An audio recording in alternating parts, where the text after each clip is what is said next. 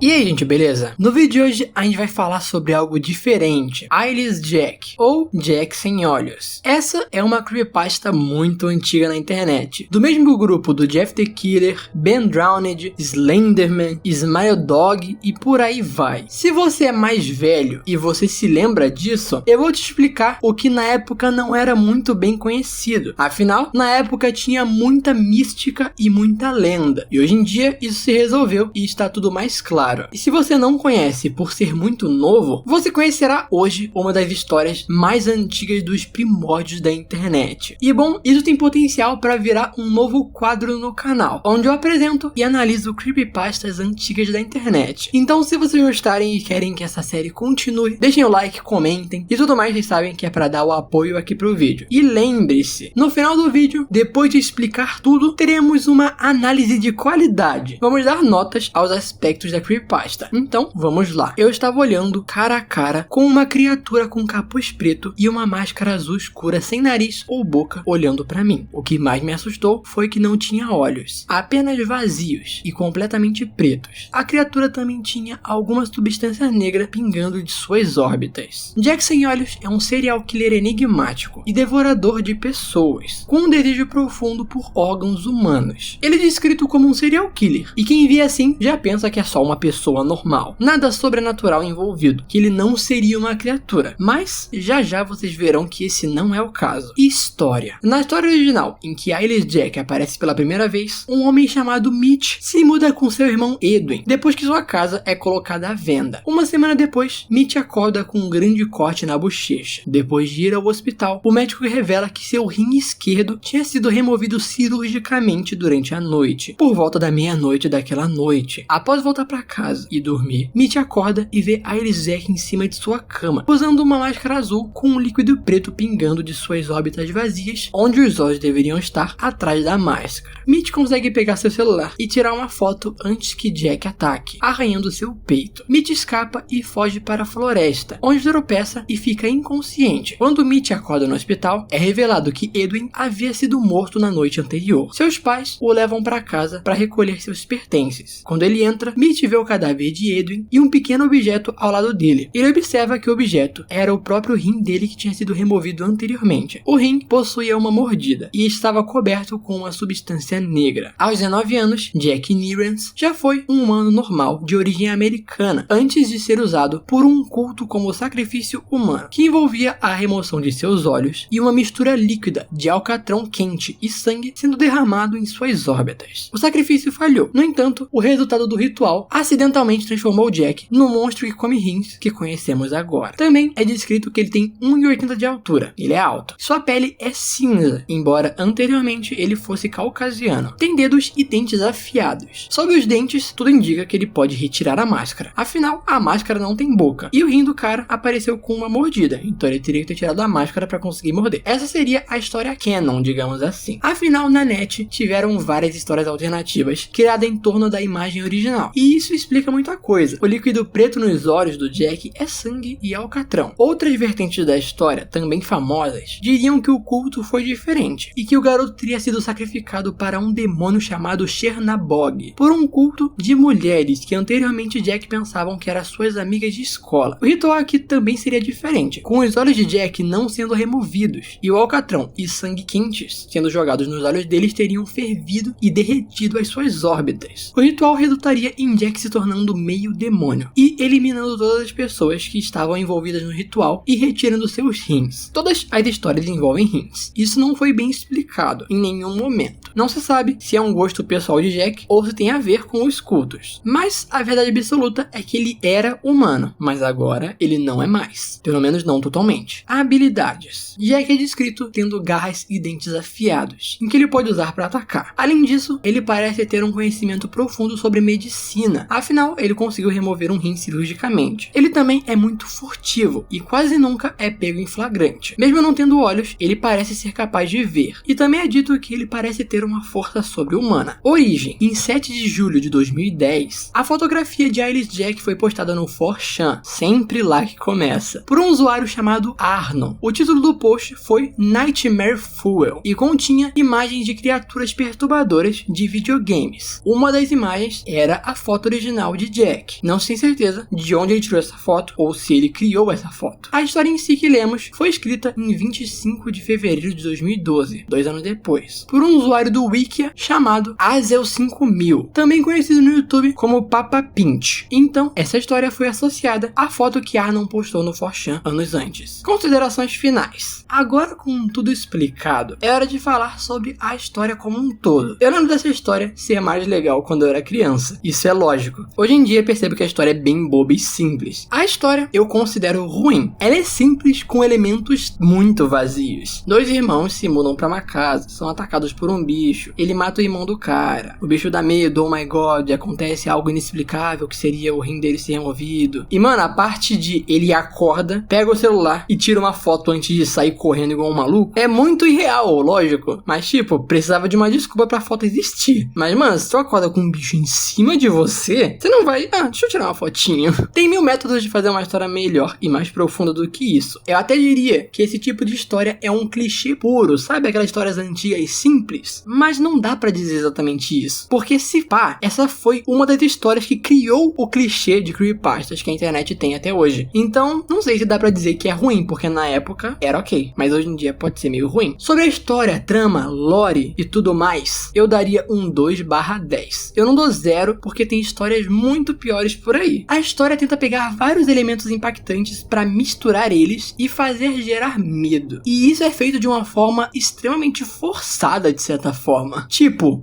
coloca um culto, coloca um demônio, coloca arrancar olhos. Meu Deus, ele é um assassino em sério. Ele é canibal, ele rouba seu rim pra comer. É muito coisas impactantes para gerar medo. Parece que foi feito pra assustar uma tia de 50 anos que é ultra religiosa, sabe? São elementos que chocam individualmente e aí colocam tudo junto pra chocar mais. E isso torna a história muito superficial. Sabe o que parece na real? Sabe quando uma criança não pode falar palavrão? Os pais ensinam, você não pode falar palavrão. E o que vai acontecer? É uma criança, ela vai ficar, por que eu não posso falar? E aí o que ela vai fazer? Ela vai falar escondido. Ela vai botar uma mística muito grande naquela palavra e vai querer ficar falando escondido. Ou vai falar muito na mente dela. Essa história parece que surgiu em uma época em que essas coisas impactantes não poderiam ser faladas, sabe? Ou não pode falar de demônio, o que é isso? Sabe, essas coisas aí das mães de antigamente que não deixavam você assistir Yu-Gi-Oh! Porque Yu-Gi-Oh! Era do demônio. Parece um bagulho assim. E parece que essa história foi escrita por uma criança que passou por isso. Tipo, não, você não pode falar sobre essas coisas aí. Essas coisas aí é do mal, mano. Isso daí é do mal. Não pode falar de demônio, não pode falar de ritual, não. E não pode falar essas coisas não, hein? E aí a criança, não pode falar? Então vou escrever um negócio na internet sobre isso. Parece que foi exatamente isso. Ele só pegou tudo que não poderia ser dito porque a mãe dele disse que não poderia e juntou em uma história só. Parece muito que é isso. Por isso que é muito ruim. Sobre a imagem é bem show de bola. Principalmente pra época, que os editores de imagem não eram as coisas mais hoje em dia que eles são hoje, né? A imagem é bem feita. Nem sei como essa imagem foi feita, inclusive. Mas ela é bem incrível. Ela parece real. Lembra um pouco as imagens do Trevor Henderson, que você vê que são imagens falsas, mas que elas são imagens falsas de boa qualidade. A única coisa que me incomoda nessa foto é que ele não parece estar em um ângulo que faça sentido. No caso, o Jack. Não parece que ele tá em pé do lado da cama do observador. Parece que ele tá flutuando deitado em cima do lado da cama do observador. Então eu daria essa imagem um 8/10. Sobre o nome, não tem como ser mais clichê. Quando eu era criança, obviamente, eu achava um nome muito legal. Jack parecia um nome da hora. Mas Jack é literalmente o nome mais comum nas histórias de estadunidenses. Tudo é Jack pra lá, tudo é Jack pra cá. Então,